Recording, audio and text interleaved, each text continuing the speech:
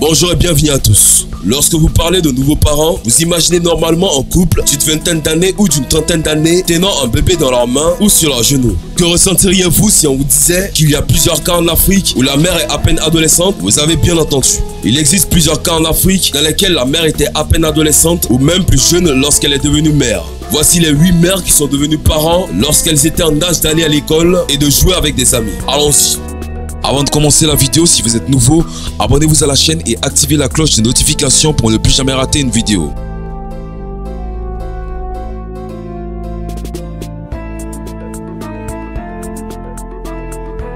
Aïcha, 13 ans, tombée enceinte par erreur. Elle avait 13 ans quand elle est devenue mère dans un quartier pauvre au sud du Sénégal. Un quartier connu pour ses difficultés, des mutilations génitales, des viols, des grossesses non désirées et des mariages précoces, si l'on n'en croit pas Nougo, la marraine du quartier, qui en peint un sombre tableau. Quant à Aïcha, elle affirme être tombée enceinte par erreur et ne sait pas comment cela est arrivé. Pas un inconnu, mais son petit copain. Ça faisait 2 ans de relation qu'Aïcha a vécu avec son petit copain. Elle avait 12 ans, lui un peu plus. Un soir, chez ses parents, ils étaient seuls. Son copain s'est approché d'elle et l'a touchée. Il s'est appuyé, a recommencé plusieurs fois. Elle n'osait pas réagir malgré la douleur. Les jours et les semaines suivantes, il l'a forcé à le refaire. Cela la déplaisait, mais elle craignait de le dénoncer. À qui? Ses parents qu'elle ne connaissait pas? À sa mère? Non. Comment en parler? Et elle l'aimait. Après plusieurs épisodes de ce genre, elle finit par tomber enceinte. Quand c'est arrivé, elle ne savait pas qu'elle venait de tomber enceinte. C'est sa mère qui s'en est rendu compte pour la première fois. En quelques mois, elle avait pris du poids, son nombril grossissait et ses seins aussi. Aujourd'hui, son enfant est né, mais elle a été déscolarisée. Cependant, dans son quartier, beaucoup de gens la regardent de travers. Elle a cependant rejoint le club de jeunes filles et elle s'est fait de nouvelles amies.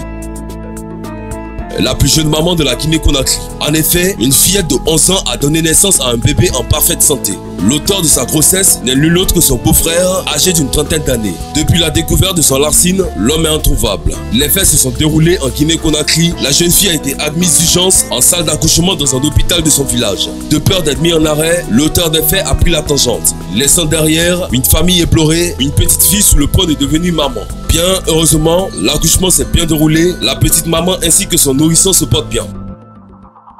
Samantha Goodman. Samantha Goodman, depuis l'Ohio, a donné naissance naturellement à 10 ans, fin 2003, à l'hôpital Mater Dei, à une fille de 2,72 kg qui fut nommée Courtney. À 16 ans, début 2009, Samantha raconte en détail ce qui s'était passé 6 ans plus tôt. Lors d'une fête chez son ami en 2003, jouant à cache-cache, ils se sont glissés dans la bibliothèque familiale où ils sont tombés sur un livre pour adultes dans lequel ils riaient sur l'image du gars avec sa partie intime dans celui d'une femme et ils ont pensé qu'il serait fun d'essayer de le faire. Et ils l'ont fait. Ses enfants trouvaient ça amusant. Quelques mois plus tard, la mère de la jeune fille nota que son ventre avait énormément grossi. La conduisant alors urgemment chez le médecin, inquiète, elle fut choquée de découvrir qu'elle était enceinte. Sa mère étant très prieuse, il était hors de question que sa fille avorte. À l'idée de donner naissance, elle fut très effrayée, mais finalement, ce fut bien moins douloureux que lorsqu'elle s'était cassé le bras, disait-elle. Oui, parce qu'elle s'était cassé le bras. Elle a épousé en 2011 une femme majeure, le père de sa fille, dont les parents l'avaient soutenue financièrement. Bon, la fin de cette histoire n'est pas trop irritante comme les autres. Néanmoins, n'oubliez pas de veiller bien sur vos enfants.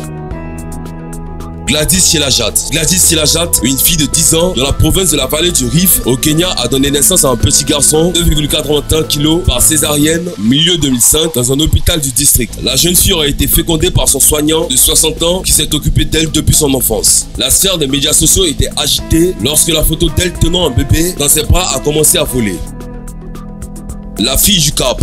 Une fillette de 10 ans de la banlieue nord au sud-est du Cap, violée par son oncle de 21 ans dont elle était amoureuse, s'était convaincue qu'il l'aimait et était le père du bébé qu'elle portait, omettant l'éventualité horrifiante pour elle que ce put être son beau-père de 25 ans qui l'avait agressé sexuellement mais qu'elle était incapable de dénoncer comme il la menaçait. Si son oncle a pris 5 ans pour illégal rapport, son beau-père a lui été emprisonné à vie au Cap, confondu après qu'elle ait donné naissance à sa fille en juin 2009.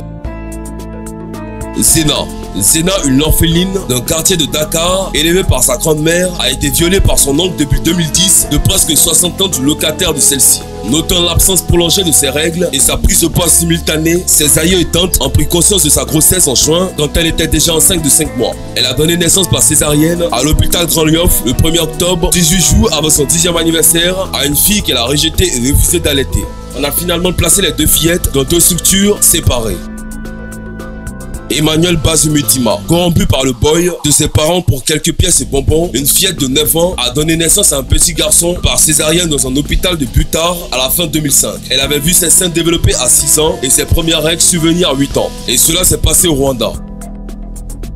Ambrose, le plus jeune géniteur en grand nombre du monde. Suleiman Gazlola, le plus jeune géniteur en grand nombre du monde en Afrique. Suleiman Gazlola, 22 ans, avec 12 enfants. Il faut un tube spécial pour élever les enfants d'un autre homme. Il est un père, un ami et un modèle formidable pour ses enfants. Voilà, c'est tout pour cette vidéo. Si vous avez aimé la vidéo, n'oubliez pas de la liker et de la partager avec vos amis. Et si vous aimez les contenus que nous faisons, abonnez-vous à la chaîne et activez la cloche de notification pour ne plus jamais rater une vidéo. Cependant, on se dit à bientôt pour une nouvelle vidéo.